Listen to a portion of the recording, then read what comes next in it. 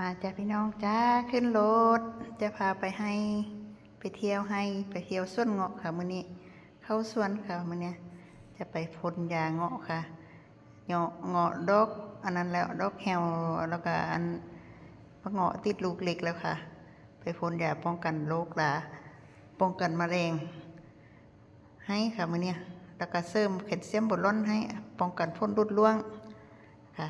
พ่อใหญ่ก็เป็นมือปืนคือเก้าค่ะพี่น้องจ้า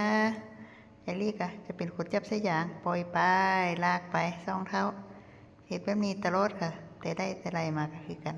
มีแต่ซ่องเท้านี่แหละค่ะบริจาคคนค่ะเพราะว่าไอลี่ก็จับคนเดียวก็สบายอยู่แล้วค่ะ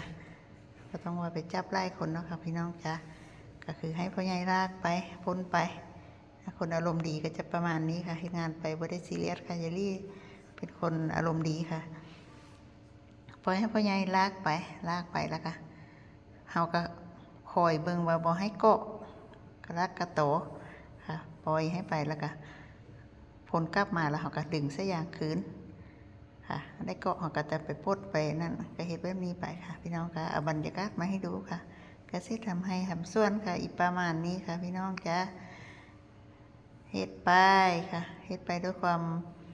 เฮาเฮ็ดงานของเฮาเนาะเฮาเป็นนายเฮายักเซาเฮาก็เซาเมื่อย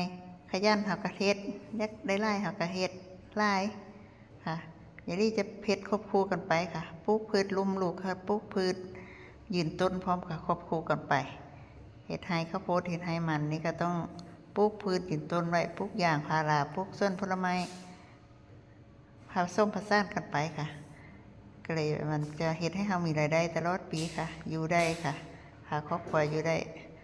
บริหารจัดการดีๆค่ะเสร็จทางนี้แล้วก็มอนใส่ยางค่ะพี่น้องจ๋ามอนใส่ยางใส่รถซิ่งใส่ทางหน้าค่ะไป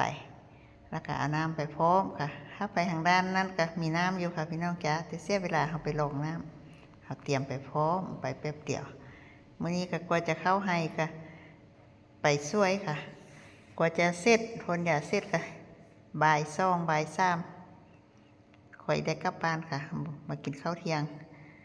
ค่ะกระเสียทำให้หับส่วนเนาะค่ะก็เอาบรรยากาศมาให้ดูค่ะผู้ที่เพิ่นบอกได้เฮ็ดให้เพิ่นก็สิฮู้ว่ากระเสียทำให้หับส่วนเป็นแบบใดเนาะเฮ็ดให้ก็เป็นภูค่ะเป็นภูพ่นยานี่ก็โอ้ยถ้าพ่อใหญ่ลงลุมลงคอยไปนะค่ะดึงสายยางนี่ดึงขึ้นดึงคนขึ้นมาน้ำค่ะซอยพยุงซอยดึงกันขึ้นมาเพราะว่าขึ้นภูเนาะมันยากมันคอยยายลี่ก็จะพุกเงาะตามร่องเข้าร่องตีนเข้าค่ะมองที่น้ำถึงมองที่น้ำบ่ถึงเขาก็บ่ได้ปลูกพืชอย่างอื่นนะคะปลูกเรียบเข้าไปพอได้ค่ายน้ำเพิ่นเนาะเพิ่นค่ายยังไงให้ได้ค่ายน้ำเพิ่นตามสภาพพื้นที่เฮานั่นแหละ